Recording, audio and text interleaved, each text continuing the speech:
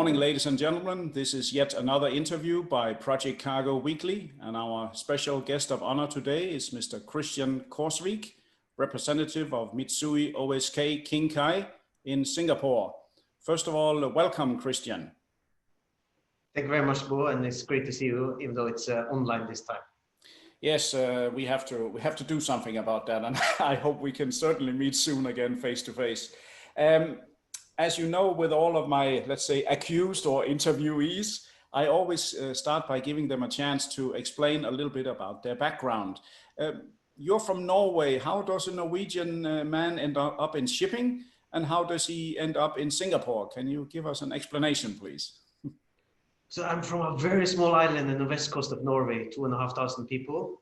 And that island is, the sea is a natural part of it. So ocean has always been a field I wanted to go into. But before I started in shipping, I did some years as a professional soldier, where I also worked, was with the Norwegian Armed Forces, where I also was sent overseas to Afghanistan and Kosovo. Wow. After that, I started with my business degree and took a master in business with focus on shipping. Mm-hmm. And after I finished my master degree, I was lucky to get selected for the Norwegian Business Association. They had a maritime trainee program. Mm-hmm. And this trainee program that wanted you to try a different field of shipping. So I was half a year with the Norwegian Shipping Bank, half a year in commercial position for Höegh in Dubai, and then for Höegh in Oslo, in different positions from LNG to car carriers, and within all the fields in the company. So that should give you a good fundament to start in shipping, because when you finish school, you think you can you know everything, but in the end, when you start working, you notice that nothing works like you think. Exactly. So you just have to start again. I know all about it. Yes. So I had a few years with Höegh in Oslo after my program. It was a 2 years program, and then I continued with them. Focus on the Far East business. They had to set up different new business trades and develop business for them. And through business development, I met a company that was setting up in Singapore. Mm-hmm. They were focused in wind carrier business. So I started with them. That's how I ended up in Singapore. And later I helped a Norwegian owner to set up an office there. We also had a joint venture in KL, so I had a couple of years up in KL. And then in 2013, I set up an office for Mitsui O.S.K. Kinkai in Singapore. So that's been 7+ years. Wow, that's a fantastic career, Kristian. And I would like to say it's good to know you, because if you've been in the army and you've been to Afghanistan, sometimes I have some advertisers who don't pay. Maybe I can call you for assistance. Then you have some friends, right? Yeah, of course we have. Joke aside, Mitsui, of course, from my perspective, I know the alligator sign and Mitsui O.S.K. lines, mainly from the container trade, but try and explain a little bit about M.O.S.K. Kinkai, especially the last name Kinkai. Can you explain the origins of the company, your focus, and the type of service that you run in shipping at the moment? Yeah, so we are part of the whole MOL group. So okay. MOL is one of the top ship owners in the world. And they have many different divisions. And our company is what they call Kinkai, means near sea. So that means the shorter service. Traditional Kinkai business was within Japan. First, it started as domestic trade, and then it was from Japan to Southeast Asia. And later we have developed to Middle East, India, Australia. But so service within today is in whole Asia and Australia. Okay. And the type of ships you have, they are geared up to how much you can lift. Tell us a little bit about the tonnage you have in place. Kinkai have today around 40 vessels. It's a mix of single deckers and twin deckers, mainly twin deckers. Our twin deckers are geared up to 150 tons gear, Okay. fully boxed, and very good for generally project cargos up to 150 tons. Okay. We do a big variety of project cargos. Our fundament is, of course, steel trade from Japan. Yeah. But we top up with all type of project cargos. That could be Shinkansen trained, or it can be trafos, or it could be generators. We have done a lot of plants here lately, factory setups into Singapore, into Dubai, Indonesia, Philippines, Hong Kong. Yeah, so it's a variety within the project market. Right. Cargos. So would you call M.O.S.K or Mitsui O.S.K Kinkai, would you call it, let's say, a liner service, or is it a tramp only that you cover that part of the region of the world with a lot of ships? So it in effect becomes like a liner because you have so many ships in the same region. How would you define your service in that way? From Far East to Southeast Asia, we have quite a few liners, okay. Because every month we load maybe 20, 25 vessels from Far East to Southeast Asia range. A little bit less today, maybe around 20. Okay. So then you become almost a liner in that sense. And then we do both do call inducement calls, so we can do some tramping, but we are not like the typical European MPP carriers that is tramping around. Right. We have very much long-term contracts. We have a very big book of commitments when it comes to cargo, so we're quite long on cargo. And we have a lot of trading routes, but within those trading routes, you have a good chance to work with both liner cargos and with the inducement cargos. Okay. Yeah, it's of course, being Japanese, MOL is certainly well known and one of the big three. And I suspect, or I would assume that since in Japan, most business is very long term, that you have really some stable base cargo, base customers there that kind of support this service from the beginning, isn't it? Correct, definitely. And steel products, especially out of Japan, that is our bread and butter or core of our business. Right, right. And are you also able to do transshipment? Let's say you have some cargo, some project cargo that is destined for, let's say, an off-route destination. Can it be loaded on your vessel, and would you have then transshipment hubs, or let's say to outports where you don't always call? In that case, which hubs do you normally use for transshipment? Is that a fixed place? Definitely, we can do. And if it's confirmed both cargos, or if we have both loading and charging ports, we can also give liner rates. So we have done many transshipments in the past, also for like WWL and others, where they have come in with the Ro-Ro vessels to Singapore, and then we have taken it from Singapore to other smaller ports they are not serving themselves. Okay. So yeah, we can definitely assist with transshipment in the region, in Asia, and or prefer ports to do transshipments is normally then Singapore or Malaysia, because those are the ones that we have bigger volumes moving through, so easier to make sure.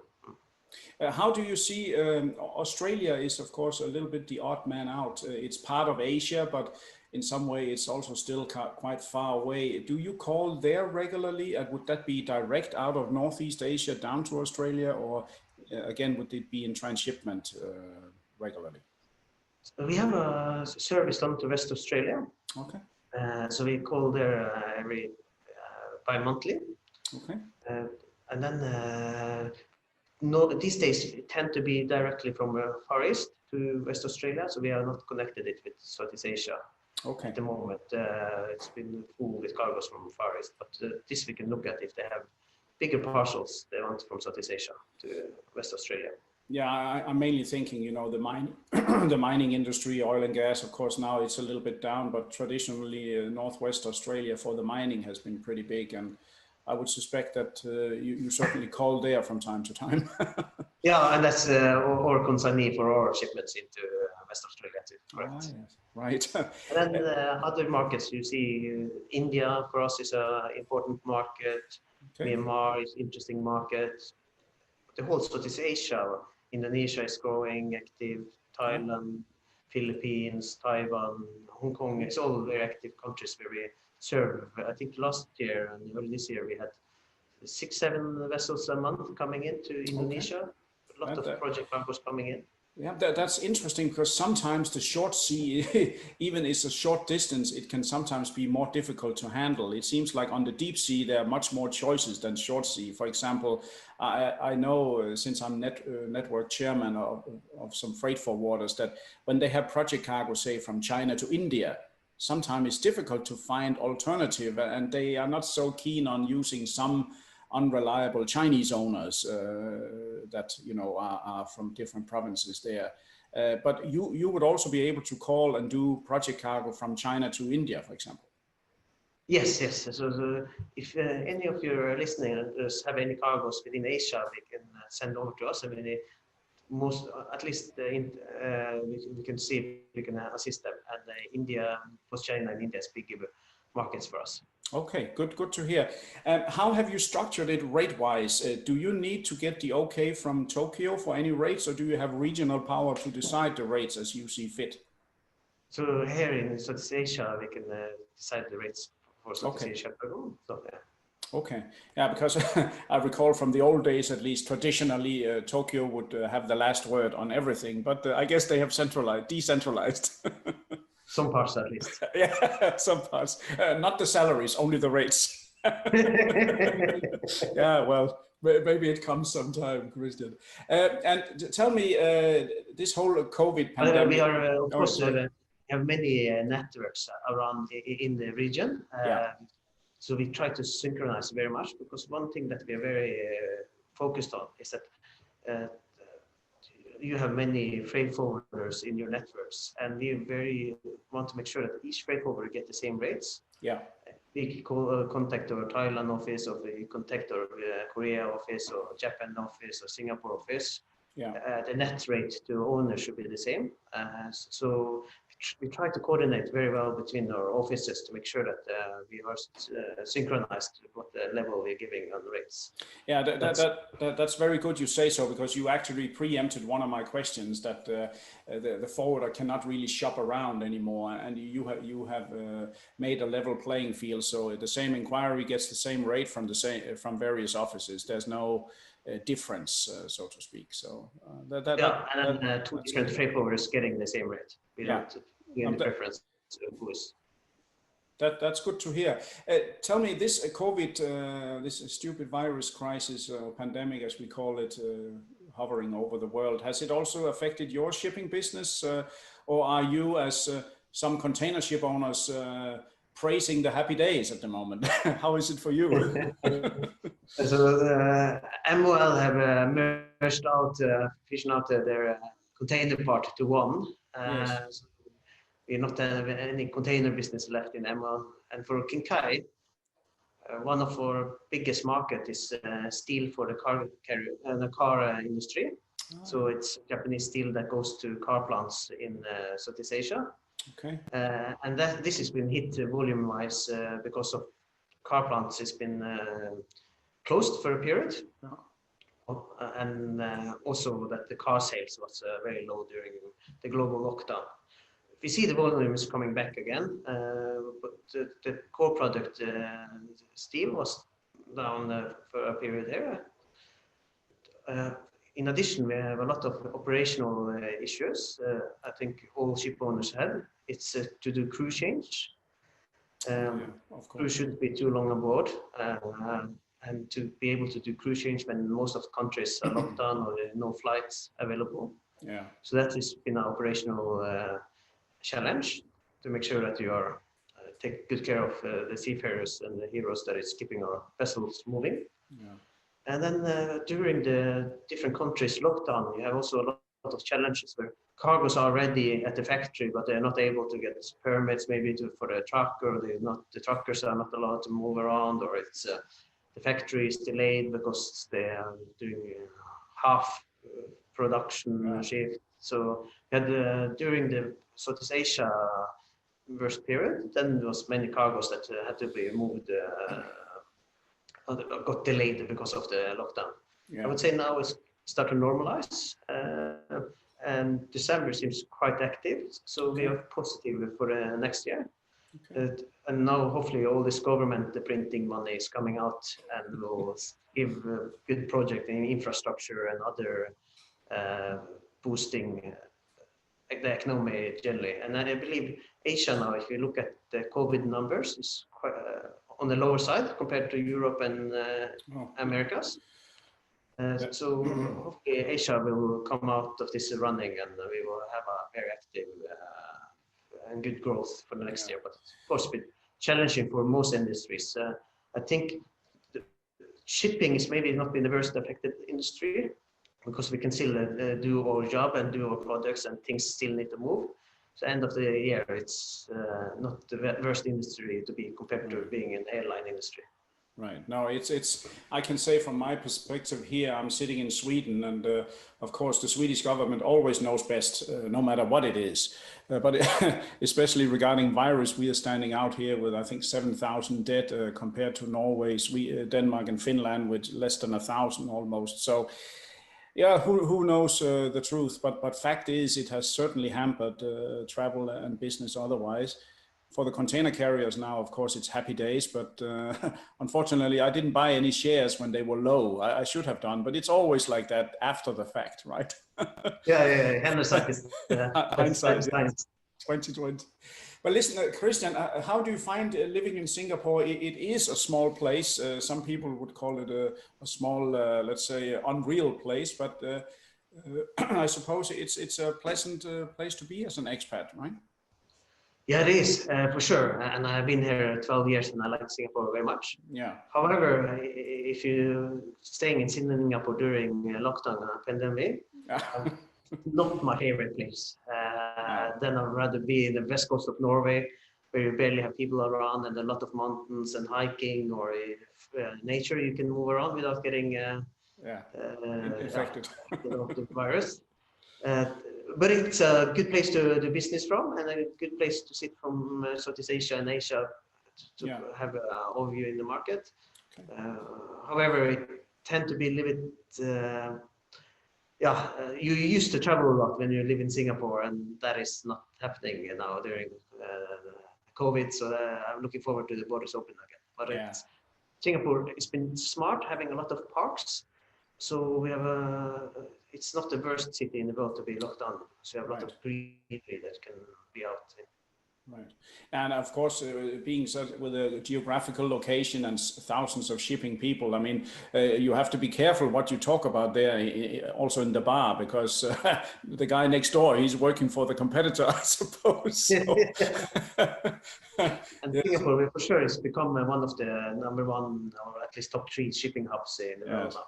Yes, now they've been very good at attracting foreign people to work there. Very, very good, Kristian. And how do you see? Of course, it's difficult to predict about the future, but how do you see yourself? You are on an open-ended contract, or is it so that you have to be nice once a year to Japan, or you do a good job every day? Every day. Every day it must be nice. Yes, of course. It sounds like my marriage, actually. Happy wife, happy life. Yes, exactly. Happy wife, happy life. For me, Asia is where I see the best growth in the world. If you compare to all the statistics, it's Asia where it happens, and most people live in Asia. Yeah. So and I like to be where the action happens and where the things are moving. So I'm pretty sure I will be in Asia for a long time forward, and Singapore is a natural part of it. Yeah, no, but you have also the right age. You still have many years to go. So I'm closing to 60 now. So I'm slowly coming back to my roots, as they say. But that's really good, Kristian, and really a pleasure that you've had time to answer clearly and concisely. So I can say basically to all our viewers, listeners, and readers around the world that if they have an inquiry for Mitsui O.S.K. Kinkai for Southeast Asia, Intra-Asia, Australia, India trade, you certainly would be a good alternative to ask. And they can ask you directly in Singapore, right? Yes, you send it to me, and if it's other part of the, if it's a ro-ro car carrier or they need also, I will send them over to the right person.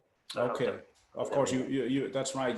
Mitsui O.S.K has a big ro-ro division, which is of course also good to know. Sometimes there are combinations. Sometimes you need ro-ro, and sometimes you need break bulk, and both. And you have both actually. So. Yeah, I mean, we have something called the Emerald Project and Heavy Lift. Oh yeah. So we trying to work close between all the different groups to see synergies and help the clients. So see if there's any way we can, if the MPP side is not a good match for it, is the car carrier side or is it the other side of the business that can assist on the inquiries. So we try to have a good dialogue internal to help out the clients. Very good. Excellent, Kristian. So I want to say formally many thanks to you for having answered clearly, concisely, and you do look like a happy man in Singapore. So officially, thank you very much, Kristian. Thank you very much, Bo, and great to see you again. Okay, thank you.